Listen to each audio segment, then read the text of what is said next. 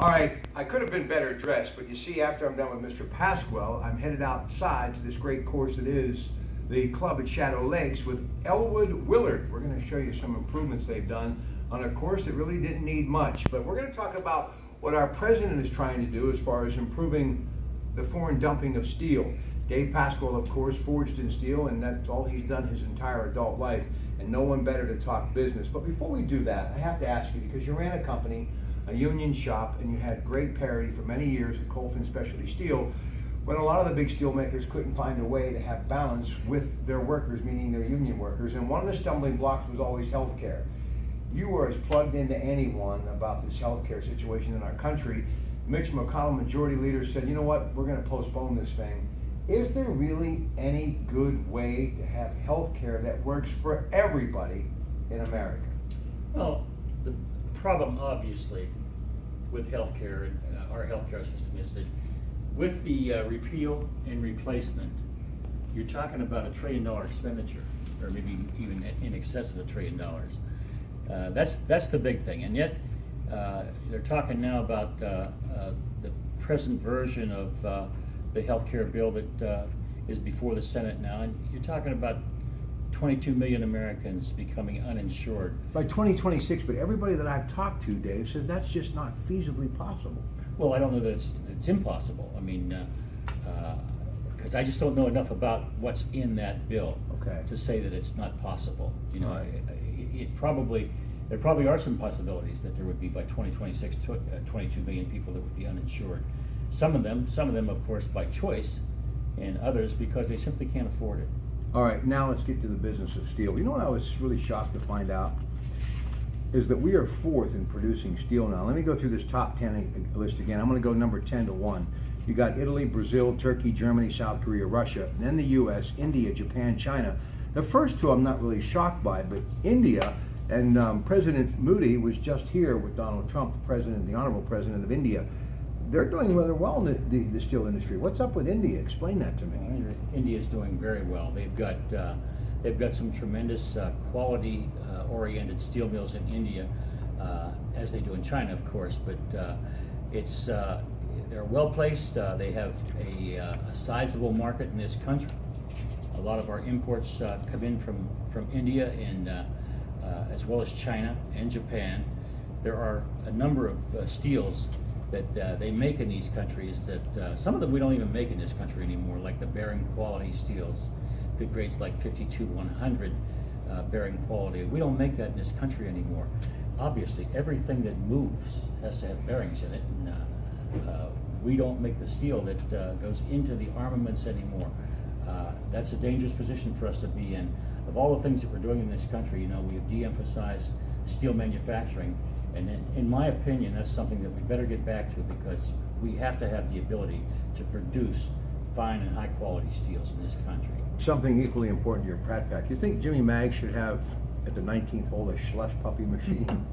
I mean, nothing better to quench your thirst, you know? Oh, absolutely. See, they bring the brains, I bring the refreshments, folks. Now, the president, his administration, U.S. in April launched a special investigation into steel imports under a little provision of the 1962 law, Dave, that hands presidents broad power to limit imports if they are determined to be a threat to the country's security. Talk about that. Well, I think that's a good move. We, by and large, we export a lot less than we import in steel products, and again, that's not a good situation for this country to be in. We've got to have a system whereby we limit the amount of imports that come in, but in so doing, we have to be able to produce the steels that we are bringing into this country at fair prices. All right, World Trade Organization. What do they mean to you and their rules? Well, the thing about WTO is that they have influence over how you can run your country. Again, not a good situation.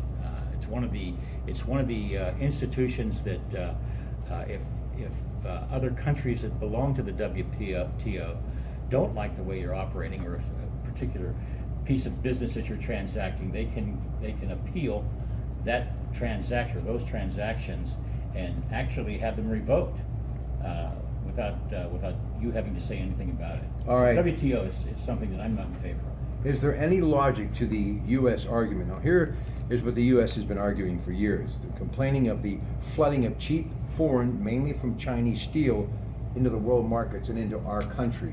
Has it really been China's fault, or have we dropped the ball? Well, it's China's fault to the extent that the pricing isn't fair or legitimate.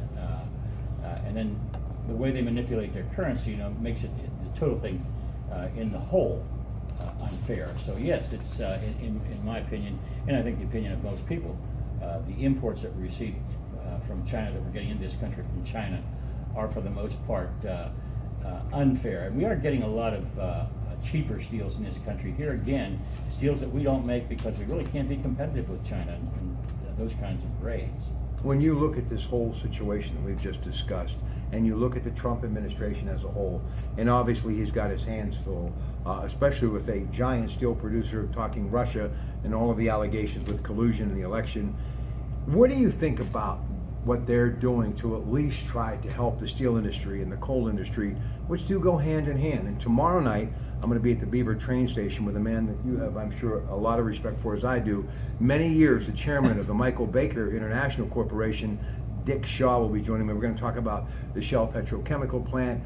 Their CEO, chairman, dropped into the Community College of Beaver County. Of course, a lot of their curriculum helping people get educated, so hopefully they can get jobs that will be provided courtesy of Shell, and all of the feeder systems, the number of companies that hopefully will come here and put their footprint as far as on our landscape and become a big part of our economy. So your thoughts about what the Trump administration is doing to help all of those things that I just mentioned. Natural gas deal with China, also beef cattle going to China, great for agriculture, your number one commodity. Nuclear energy, First Energy, needing help obviously as well, and still clean burning energy as far as I'm concerned. Coal is still a necessary thing that we have to have in this country, because you can't rely all on wind and solar power at this point to power a country as big as the United States. So the Trump administration and manufacturing, and particularly steel and energy, your thoughts? Well, I think the intentions of the Trump administration are extremely good. I think some of the things that they're talking about, some of the things they want to introduce are fantastic. Problem is getting to them. We are having such a difficult time in getting to those proposals because of what's going on with the Russian intervention or interaction into our 2016 election. Things like that are just occupying so much time and taking away time from the things that are vitally important to this country, such as some of the things that you're talking about, things to assist the coal and steel industries in this country. Do you think the North American Free Trade Act, pulling out of that or threatening to pull out of that, might bring people to the table to actually start talking New Deal? I think it's an excellent idea. It's pulling out of NAFTA. It was a bad deal, and it has cost tens of thousands, if not hundreds of thousands, of jobs in this country. And our trade deficit with Canada and Mexico has ballooned with the advent of North American free trade. And I think now's the time to dump it. Here again, it's another issue that we really can't get to because of some of the other things, the peripheral things that are happening in this country. Last thing for Dave Pascal, talking manufacturing. We both have a lot of respect for the country of Japan. Have you ever thought about consortiums and forming companies that are co-owned by American and Japanese companies, and then they speak the same language, and that's actually putting people and keeping people to work and using some of that great Japanese labor? Really, I mean, history, if you think about their policies and what they do, I think that they've wrote the book on what we have seen in the latter part of the 20th century, now in the 21st century, as far as how to make manufacturing work, as far as a business, but more importantly, the workers. Do you think they could coexist as one, some of these companies? I would have some reservations about that. Japan operates on a very even level. They're tremendous when it comes to the quality of the products that they produce now, contrary to what they were doing and probably post Civil War or Second World War and pre-Second World War. That has all changed in China and Japan now. They make excellent steel. Whether or not we could work together with them as a unit is questionable, I think, in my mind. I don't know if that would be... Let me just ask you, could the American worker keep up with their demands and how they run their companies? I think so. I think so. I think some things would have to change, though. I think the way we think about our union activity, I think that would have to change, not become unfair by any stretch of the imagination, but some things would have to change. There'd have to be more cooperation at the union and company level. All right, let me give you the last minute. Just your observations, because steel still does matter. Cheapest and I think the best way to build and strongest way to build anything in this country today that demands a good, solid structure. Where are we right now, 2017? We've talked about it many times, but we're months now into this administration, and it's just happening not fast enough for me. Well, there are a couple of things that are involved here. First of all, there is an excess of steelmaking capacity in the world. Unfortunately, a lot of that excess isn't in this country. So we are dependent now upon some of these foreign countries for our imports of various steel products. As I said before, some grades that we don't even make. We have to go overseas and outside the country limits to get that material. I think that what has to happen here is our technology in the manufacturing of steel products has to improve in this country. It's just, obviously, with the demise of the steel industry in this country, not only has the steel companies gone out of business, but the ones that remain, haven't technologically kept up to speed with some of the foreign countries. I'll leave you with this. I do believe that the American Technology Council that the President, Vice President Michael Pence involved in is a great piece of business. And I think it's good for private business, and government will kind of show them the way on how to make it work.